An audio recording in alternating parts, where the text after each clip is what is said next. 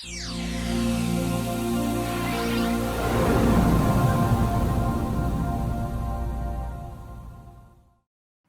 diciembre del 2003 tuve un evento importante en mi vida. Uno de esos eventos que siempre recuerdas porque implican el fin de una etapa y el comienzo de un nuevo capítulo. Un momento trascendente, muy esperado. Me refiero a mi fiesta de promoción.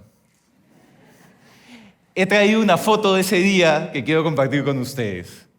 Aquí estoy yendo a recoger a mi pareja.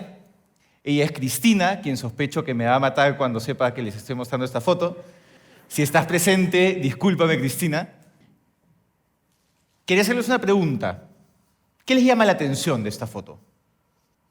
En principio, parece la típica foto de fiesta de prom. Ahí está la orquídea, la corbata que me prestó mi papá, mi sonrisa rochosa ante la foto. Estoy seguro que todos ustedes deben tener una foto parecida en sus casas. Pero hay una diferencia importante. Como algunos de ustedes deben saber, yo soy uno de los 2 congresistas abiertamente gays del Congreso peruano. Sé que soy gay desde primero de media, cuando tenía 13 años. Entonces, 4 años después de ese descubrimiento, ¿por qué estoy yendo a mi fiesta de prom con una mujer? Y Cristina, no es que no la pasamos bien, fuiste una estupenda pareja de promoción, nos divertimos muchísimo, pero ¿por qué ir con una mujer si lo que yo quería era ir con un hombre? La respuesta es muy sencilla: miedo. En ese momento ni mi familia ni mis mejores amigos sabían que yo era gay. Y la simple idea de que alguien se entere me generaba escalofríos y me enfermaba. Y no era el único. Años después descubrí que en mi promoción de colegio éramos por lo menos 12 alumnos gays y ninguno sabía del otro por este miedo. ¿Y de dónde nacía este miedo? Nacía de la realidad. Desde primaria, si uno no jugaba fútbol, era un sujeto sospechoso. Si uno era un poco delicado, era inmediatamente posible víctima del maleo, lo que ahora se conoce como bullying. En secundaria, recuerdo claramente el día en que mi profesor de religión llegó a la clase con una separata que tenía una serie de citas bíblicas que, según él, sustentaban la afirmación que titulaba la separata: Dios aborrece a los homosexuales. Y si bien no fueron tan explícitos, recuerdo también comentarios homofóbicos de un profesor de geografía y otro profesor de historia. Entonces, si a eso le suman los problemas de autoestima propios de la adolescencia, como se imaginarán, no es que quería abrazar mi diversidad y mostrarla al mundo. Y aún así, viéndome en esta foto, sé que yo he sido uno de los afortunados. Viendo las estadísticas sobre la población LGBT en el Perú, lesbianas, gays, bisexuales y trans, me di cuenta que soy un error de estadística. Viendo las cifras, escuchando en mi trabajo testimonios día a día, me doy cuenta de mi privilegio y que he sido absolutamente afortunado. Soy afortunado porque cuando a los 19 años decidí contarles a mis papás que era gay, recibí su apoyo. No me botaron de la casa, como le sucede a muchos jóvenes en esa situación. Pude enfocarme en mis estudios y ser un profesional, y no dedicar mi tiempo a ver cómo sobrevivía en las calles. Soy afortunado porque gracias a ese cariño y gracias a los estudios que recibí, sabía que no había nada de malo de ser gay. No era una aberración, no era un pecado, no era una anomalía.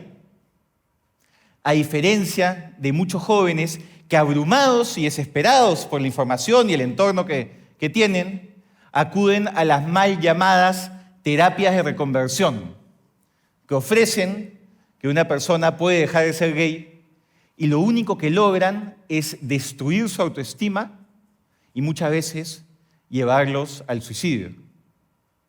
Soy afortunado porque tengo un DNI que me representa y con el cual accedo a una serie de derechos.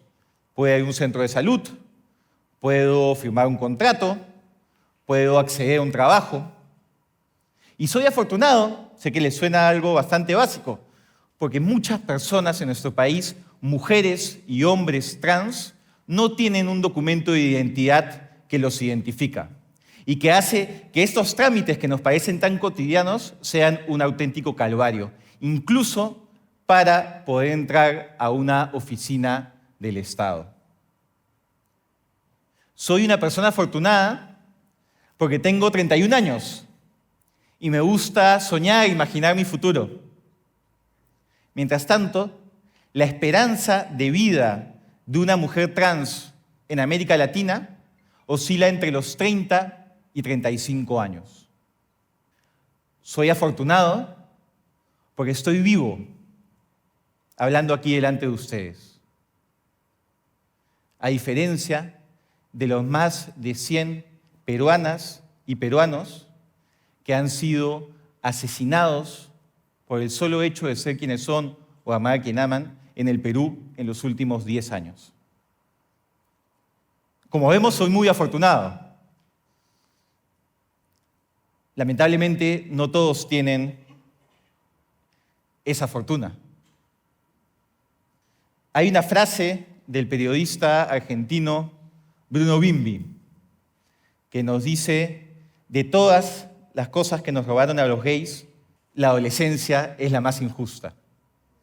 Y esta frase a mí me impactó mucho. Y no es necesario que les cuente los ejemplos que pone Bruno Bimbi en su libro. Puedo contarles los míos propios. Como adolescente, yo no tuve la etapa de gileos, los gileos en la fiesta del colegio, los gileos a través del Messenger, que era lo que usábamos en esas épocas para comunicarnos. Nunca mi boca pudo decir: ¿quieres estar conmigo? Y hablando de mi boca, tampoco pude recibir ese primer beso incómodo, nervioso y maravilloso que la gente suele tener en la adolescencia. El chico que me gustaba en mi promoción nunca se enteró que me gustaba. Y yo no tenía a quién contarle de este amor platónico, mientras todos los días escuchaba a mis compañeros de carpeta hablar de los amores platónicos que tenían y las aventuras y desventuras amorosas con chicas de otros colegios. Nos robaron la adolescencia, como dice Bruno Bimbi. Pero claro, en comparación a lo que miles de personas LGBT pasan en el país, que te roben la adolescencia parece el menor de los males. Y frente a esto, frente a esta realidad, el Estado no está cumpliendo con su tarea. Cuando uno revisa los estudios, los informes sobre abusos a población LGBT, se lleva una muy desagradable sorpresa. La policía y el serenajo no solo no cumplen con su deber de proteger a esta población frente a agresiones, sino que muchas veces son los propios agentes del orden las que lo cometen. Pese a los esfuerzos de sociedad civil, en el Perú, en todo el Perú, menos del 10% de municipalidades tienen ordenanzas contra la discriminación. Y este año, aquí en Lima, hemos descubierto que por lo menos 5 municipalidades distritales tienen un indicador en su plan de seguridad ciudadana que señala erradicación de homosexuales.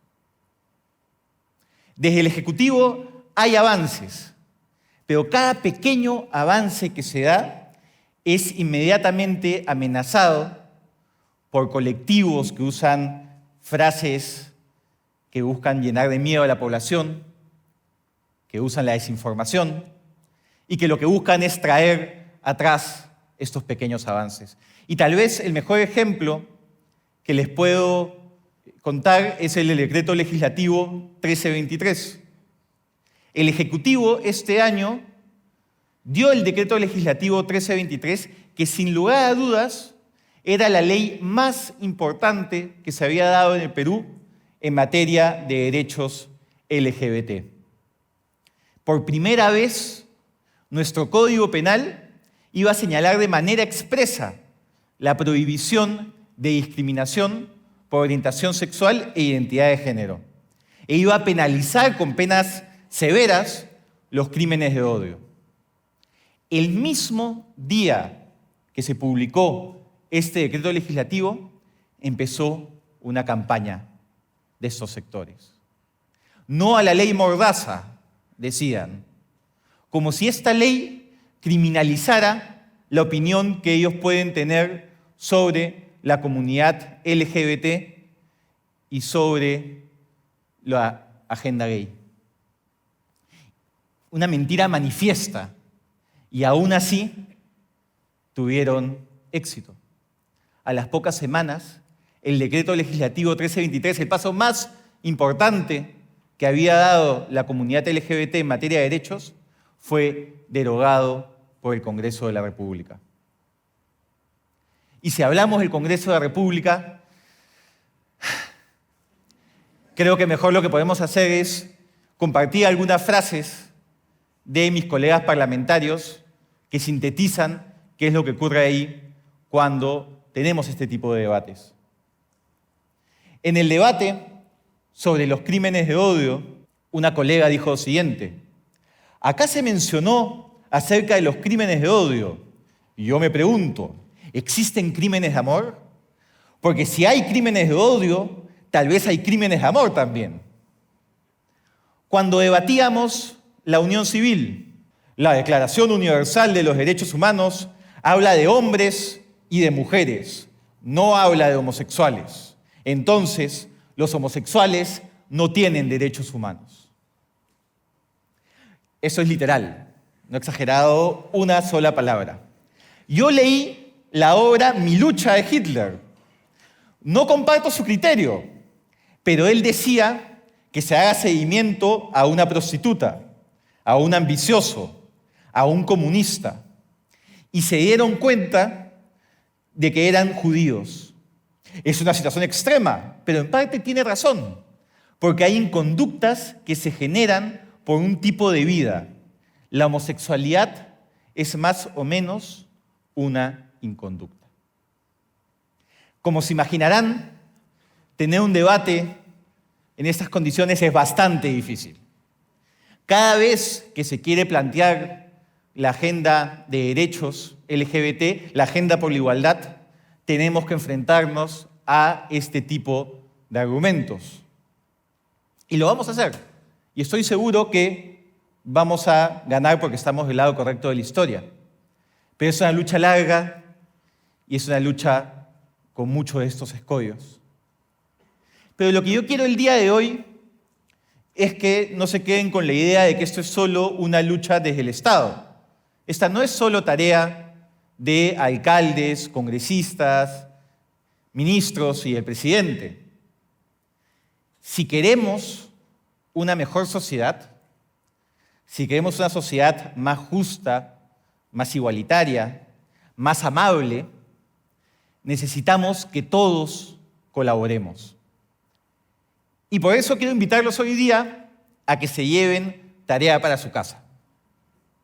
Quiero invitarlos al activismo en lo cotidiano, ver nuestro día a día y ver qué acciones concretas, puntuales podemos tomar para mejorar la calidad de vida de personas LGBT. Y creo que hay una serie de preguntas que podemos hacernos y que vienen acompañadas de tareas específicas. Por ejemplo, ¿nuestro trabajo brinda un clima laboral amigable para todos? Y ante esa pregunta, la tarea específica sería ir a recursos humanos, preguntar por las políticas y buenas prácticas de inclusión y ofrecerse como aliados para implementarlas. En segundo lugar, ¿es necesario seguir haciendo el típico chiste homofóbico? Nunca dio risa. Y cuando lo hacemos, podemos estar afectando a personas de nuestro entorno, que son gays, lesbianas o trans y no nos quieren contar. Eliminemos los chistes homofóbicos y creamos un lenguaje que incluya y que dé la bienvenida a la diversidad. Tercero, la escuela. Nuestros hijos, nuestros sobrinos, si fuesen LGBT, tendrían una experiencia sana en la escuela, una experiencia educativa adecuada. Conversemos con ellos, expliquémosles estos temas, hablemos en contra del bullying, porque ahí van a salir los jóvenes y futuros ciudadanos que formarán una cultura de paz. Finalmente, la familia. ¿Por qué ustedes pueden ir el domingo al almuerzo familiar con sus enamoradas y su primo no lo hace con su enamorado? Y aquí la tarea sería asegurar que en nuestras mesas los amigos y familiares LGBT se sientan siempre bienvenidos. Como hemos visto, es un mundo hostil, es un mundo violento y puede ser una vida de diferencia para una persona saber que tiene un espacio seguro y un espacio de afecto. Estas son las 4 tareas que quería compartir con ustedes e invitarlos a que se unan a este activismo de lo cotidiano. Estoy seguro que desde el Estado, pero sobre todo desde la sociedad y desde cada una de sus casas, podemos asegurar que todos los peruanos, sin exclusión, accedan al derecho humano más humano de todos, el derecho a ser felices. Muchas gracias.